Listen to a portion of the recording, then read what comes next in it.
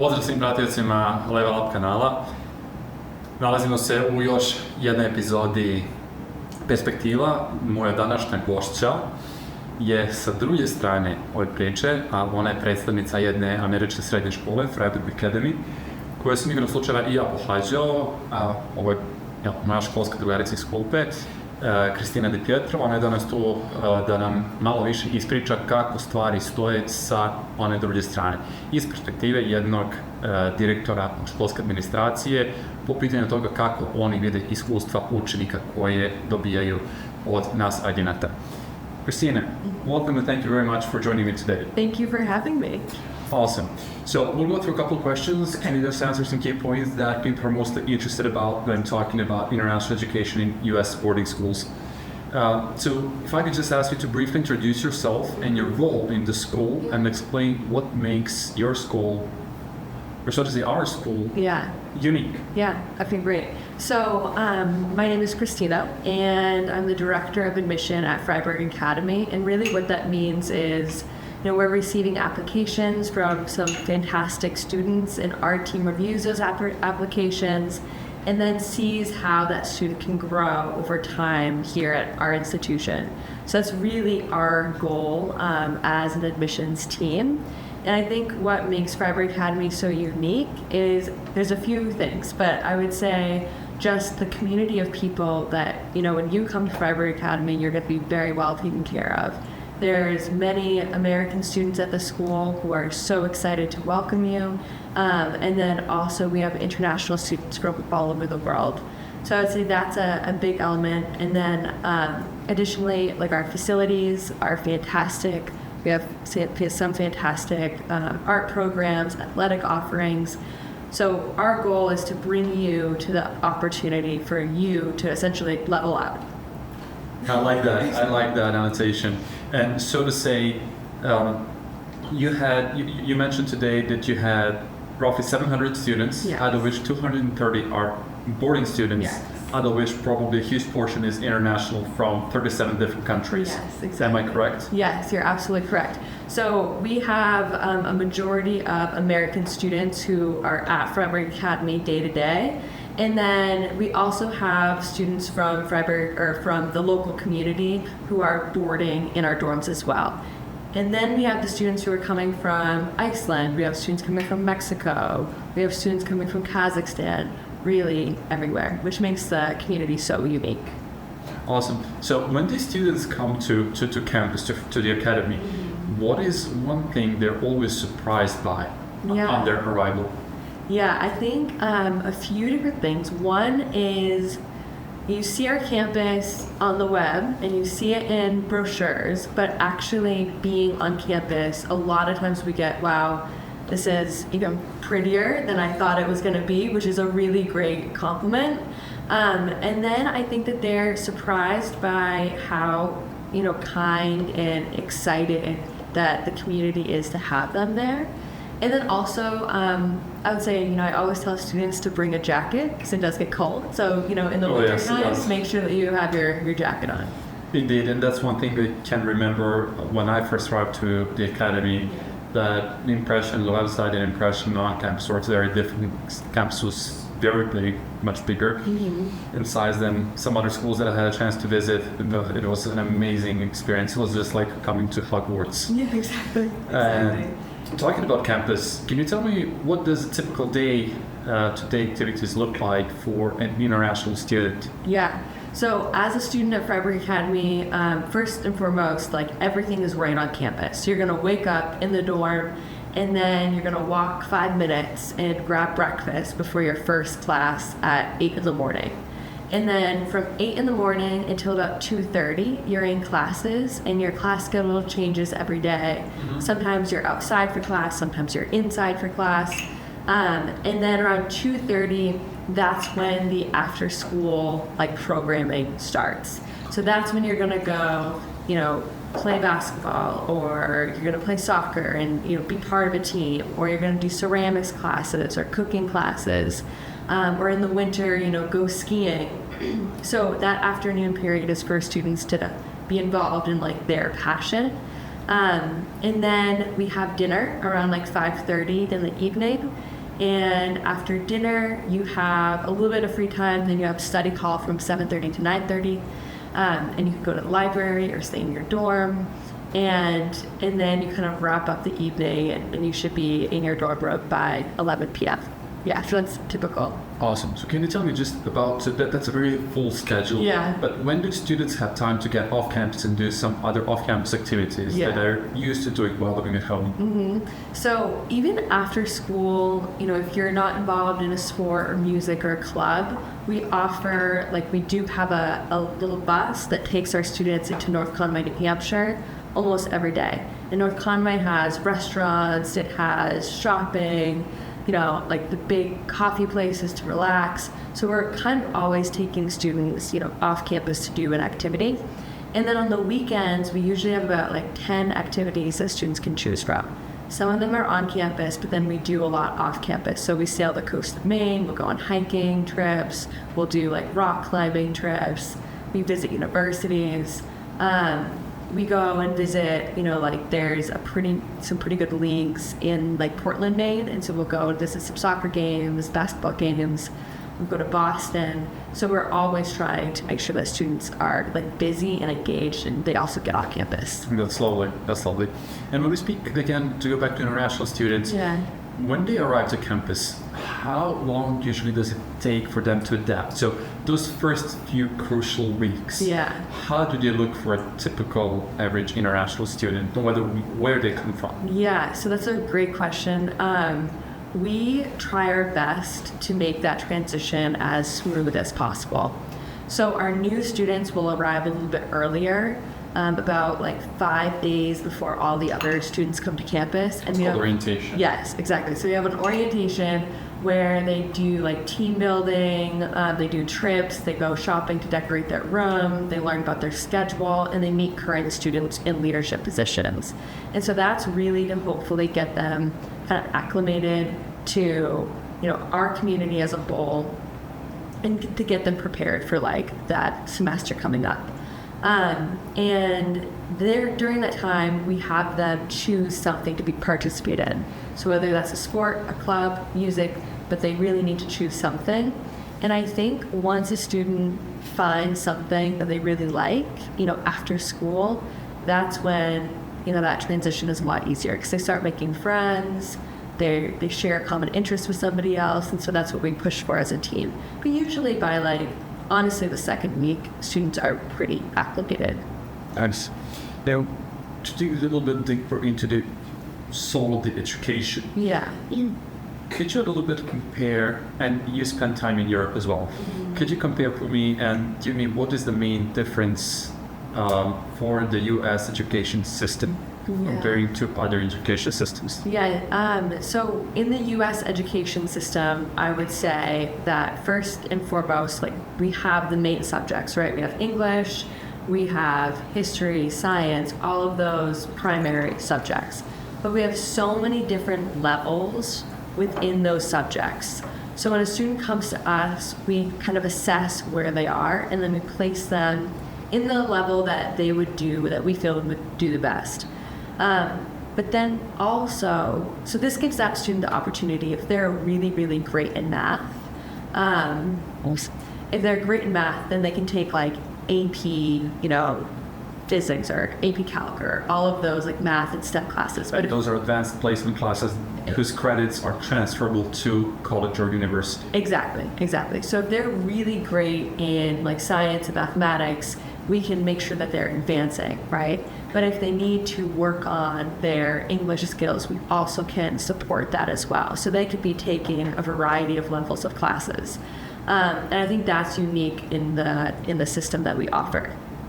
The other piece is that American teachers are typically trained to, it's called kind of differentiate. So when they have a classroom, they assess where the class is, and they make sure that they're including a variety of different ways for students to showcase their knowledge. So that could be the standard tests, that could be papers, but that could also be a presentation, that could be group projects, that could be going outside and collecting data and bringing it back to a lab.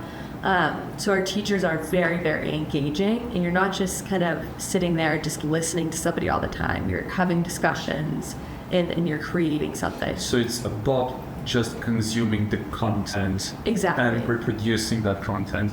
Exactly. Which kind of leads me to asking is, so you do experiential and project-based learning. How is that different in comparison to content-based learning?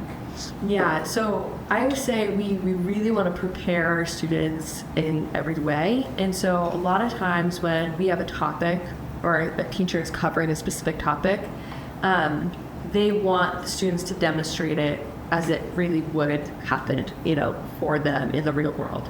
So if we have students who are taking biology class or chemistry class, you're going to be learning about something in class, but then you're also going to be demonstrating it in a lab, and that's equally as important. Or, for example, in English class, we have, students are reading a book, but then they're also discussing that, and then they're also doing a presentation about it, and then they might, put together a big poster. So we really want them to immerse themselves in that subject and not just reproduce it. Understood. Oh, if I give you an example of two students, a student who is academically very inclined and doing amazing, and a student that's a little bit struggling with the rigor, but both, let's say, need help in a way. Yeah. Now we have a student that's struggling and a student that's doing great. Mm-hmm. How can you academically support each student, whether they're struggling or that they're very inclined and they want more, but they've reached maybe the ceiling? Yeah, so great. So when we have a student who is, really successful in class, we make sure that we're involving them. They have a school counselor that's saying, okay, if you're doing very well in classes, this would be your next step. If you want to take AP, or we have dual enrollment courses with universities, or you should look at your internship opportunities. You should look at what clubs you're doing to boost your CV. So we push every single student, but we have a lot of opportunities for our very strong students to show their knowledge. So that's public speaking, that's the science fair project. Okay, yeah. Exactly, yeah. So we have students who do very well. That's also our math team is fantastic. Our robotics team is going to Worlds. So there's a lot of opportunity for our very strong students to not only be strong in academics, but also in the clubs that we offer. Mm-hmm. And their university college counselor is going to help them with that. And on the other side, if we see a student that's struggling, that's trying their hardest, then that's when we also have a meeting with the family, we have a meeting with the teachers, and we figure out what's the best plan for that student. And so we offer something called tutorial support. Mm-hmm. And that helps the student. It's a small group, and they're with a trained teacher, and that teacher checks in on them and makes sure that they're getting supported in the classes that they need to be supported in. Understood. Absolutely. When we talk about student life, how do you ensure the students are safe and their well-being is taken care of on campus? Yeah. What kind of friendships and what kind of environment they can expect? Yeah. So at Fryeburg, we have an entire staff dedicated to the success and transition of these of our students. So how we operate as an international student or as a residential student is, first and foremost, you're going to have the support of your dorm parent. Mm-hmm. And so that dorm parent is going to check in on you, see how you're doing. That's the person that you can knock on their door and ask if they have milk in their refrigerator. So those kind of basic pieces. And then we also have the residential life director, and she's there to see the bigger picture, making sure that you're involved, that you have activities to go to, that you feel safe in the environment. And then we also have a lot of deans who are checking in and making sure, if a student had a conflict, they would work with that student to resolve that conflict and to work through that. We also have, campus safety officer, kind of just patrolling and making sure that students are safe. In addition to that, we also have a health and wellness resource center. So if students get really sick, we have a doctor that comes to campus 3 days a week. They don't even have to go to the nearby hospital.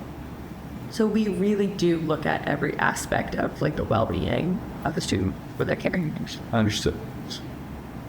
Can you describe to me how would a perfect candidate for Fryeburg look like? Please don't describe me or your Perfect. Yeah, exactly. You would be the perfect candidate. So when we are going through the application, we take that time to really get to know the student. And we have like many pieces to the application, but I think the most important piece is probably like the interview, because that's when we get to actually interact with you as like a student. And that's also when you can ask as many questions as possible. So during that time, our team is looking for students who are going, who want to be there, who want to grow, who want like the very best for themselves. And I've done the research to say, okay, Fryeburg Academy is a good fit for me. So those are the students that I can see are going to be engaged. They're going to be engaged in life outside of the classroom. They're also going to be engaged in the classroom, in that they're setting goals for themselves. Understood. Can you share with our audience one success story? Okay. Oh, that's hard. Okay. So there's a lot of little moments at Fryeburg Academy that I really appreciate and I remember, and a lot of interactions with students. So it's hard to choose one. But let's choose one student who came to the academy, Yeah. had successful time there, went to college, and did well. I know an example. Yeah. Okay. No, You're going to share one? Well, we can talk about Stefan. Yeah. So Stefan, Yeah, exactly. he came, and I'll probably take a little bit more of this question. So Stefan came there mid-year, his junior year. Yeah. He was a good student. He was an amazing soccer player. Mm-hmm. He spent there a year and a half. Fryeburg was a decent soccer school at that time, but what I saw he was doing was he was organizing the community and the kids to participate also outside the school competition. So he was engaging with the families, with parents on his own. They built a club, and they went on to Portland and to Boston to compete in tournaments. Oh boy. And in some of those tournaments, he was seen by several Division I coaches, out of who one recruited him later, where he spent time in college on a scholarship, graduated, got his degree, got a job, and nowadays he lives in Charlotte. Mm-hmm. But there are many of those, and I know he's doing very well and he's very successful. But I mean, I can share all the stories, but that would be one that's probably common to you and I from our time. It is. It definitely is. And each year we have different alumni receptions. And I think that's my favorite part. So we go to Boston, we go to New York City, we'll do some in Florida, and hearing these success stories of like where people are today and what they've accomplished and where they started at Fryeburg Academy. So absolutely, and I think that's like the best part of my job is to see that growth over time. Indeed. Now, if we have one of the students watching now this video and they're thinking, well, this could be an opportunity for me. Yeah. What would you tell to that student? Yeah, if you are, interested in challenging yourself and interested in learning something new and trying something new, and you think that Fryeburg Academy might be a really good fit for you, then I would definitely connect with Milos. He knows so much about our school and how we operate. And then I would just start learning more about the school and getting prepared in that way. And then knowing that, once you choose your school, it's going to be a fantastic opportunity. There's going to be some ups and downs with that transition, but there's a lot of people who are there to support you through that process. Christina, thank you very much for your time today. It was a pleasure to do this with you. Yes. Hvala i vama, dragi gledalci, i gledajte nas u narednim epizodama. A ukoliko ste zainteresovani za pohađanje škole Fryeburg Academy, budete slobodni da nam pišete tam e-mail ili nas kontaktirate putem telefona ili WhatsApp. Uživajte. Thank you.